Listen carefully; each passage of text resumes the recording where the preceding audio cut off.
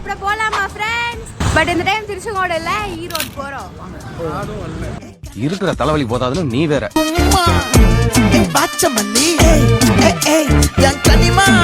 இப்படி சண்டே காலையில யாராச்சும் சுட சுட குடலும் இட்லியும் கொடுத்தா எப்படி இருக்கும்? அதுக்காக கியூல நின்னாலும் பரவாயில்லன்னு தோணுங்க. அது மட்டும் இல்லாம 25 கிலோமீட்டர் தாண்டி வந்து இதை சாப்பிட வந்திருக்கேன்னா இதுக்கு எவ்வளோ ஹைப் இருக்குன்னு பார்த்துக்கோங்க. அப்படி நானும் என்னோட கசினும் அந்த ஸ்பாட் தான் நம்ம பழையபாளையம்ல லொக்கேட் ஆகிக்கிற கவிதா மெஸ். இவங்க கொடுக்க அந்த ஸ்பெஷல் என்னன்னு பார்த்தீங்கன்னா இட்லி, குடல்கை, கத்த பொரியல், தலைக்கை, முட்டை தோசை, ஆஃப் பாயில், ஆம்லெட்னு சொல்லிக்கிட்டே போகிறாங்க. அது மட்டும் இல்லாமல் சுட்ட கொழுப்பு பயங்கரமான மேட்டர்லாம் வச்சுருக்காங்க.